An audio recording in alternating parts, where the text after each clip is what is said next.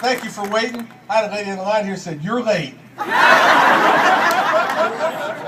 Well, I'm sorry, man. The weather was pretty bad up there in New Jersey. It wasn't as beautiful here, so we got on the ground for a little while. So I'm sorry we couldn't get up in the air and get here a little bit sooner. I know you all been waiting out here a long time for me, and I appreciate you doing it. But I know you're not just waiting for me. I know what you're waiting for is 18 days from now when Mitt Romney and Paul Ryan are going to change America for the better. Now, you all may know I'm an old prosecutor. And, you know, those old habits die hard. And whenever you were trying to win a case, trying to drive it home during the closing argument to the jury, I always said to my prosecutors, don't use your own words. Use the words of the person that you're putting on trial. Use their words to try to prove your case. They're powerful. It's a powerful way to do it. And so here's what we're going to do today. We're going to use the president's words. Let's forget about mine for a second. Let's use the president's words. And let's use two instances. Now, a few weeks ago, I watched the Democratic National Convention. I did it as a sacrifice and a service to my nation. That was a real sacrifice. I watched it at home. I stayed on my couch. And you know, I made my son Patrick, who's 12 years old, bring me a big bottle of water. Because whenever I hear that much BS, I start to get lightheaded. And I had to remain hydrated. Make sure that I stayed conscious. Because I wanted to hear every word that they were saying at this convention down the road a bit in Charlotte. And let me tell you what one of the most amazing things I heard them say was, the President of the United States Party at his convention said the following words. Now I want you to listen carefully. Government is the only thing we all belong to. Now, I know that was a little bit of a moment, but I want you to listen harder to that. Listen one more time. Government is the only thing we all belong to. Now listen, I'm from New Jersey, and there's 700,000 more Democrats than Republicans, and it's a blue state, and it's a tough spot to be a conservative Republican. But even in New Jersey, we were taught growing up that we don't belong to government. The government belongs to us.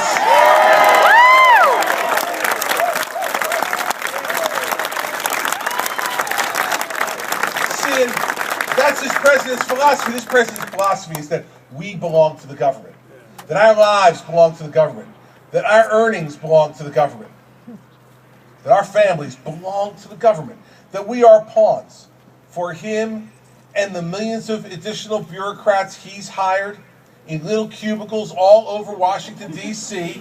to plot and plan all of our futures. That's what this president believes. That statement can't mean anything else other than that we belong to the government. I mean, the government's the only thing we all belong to. I mean, I don't understand what else that could mean. I mean, this is him looking at us as if we're possessions of his grand plan. See, that's never been the country that I thought we were. See, I've read the Constitution. I think all of you have read it too. It doesn't start off, we the government. It starts off, we the people.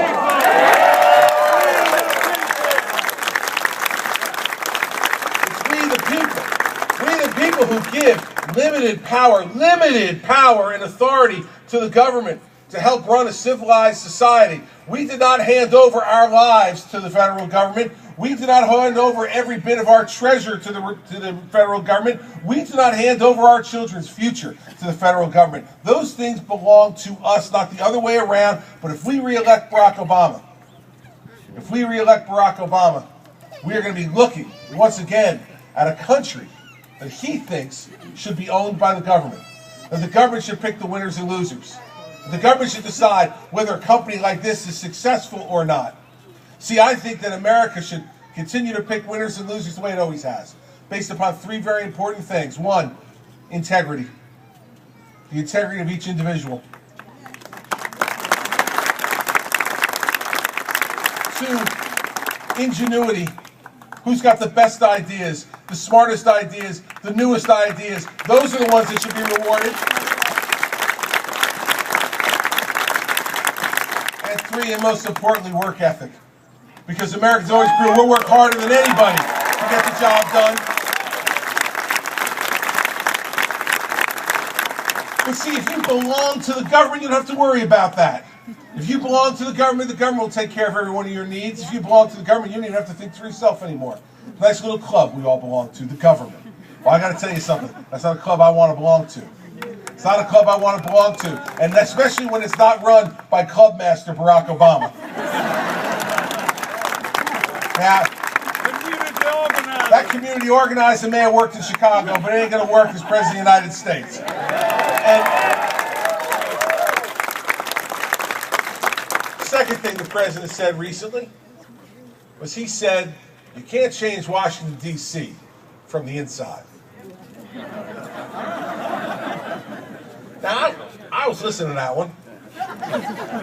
And you know what? I started to feel bad for the President. And I know we got some media folks out there, and you know, you may not know this, but the President loves me. He really does. He loves watching me on TV. He loves the stuff I say. He loves me. And so, since he loves me, I want to help the President. Because here's what I want to do. I want to talk to you, Mr. President.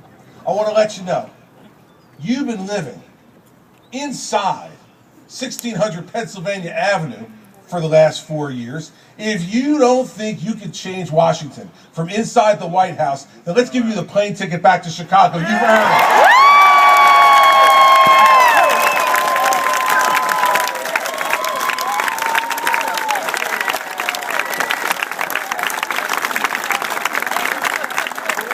I mean, that's a scary thing for the President of the United States to say, isn't it? You can't change Washington from the inside. Really? You can't change Washington from the inside. It shows his arrogance. See, because if he really believes that, then what the hell is he doing asking for another 4 years?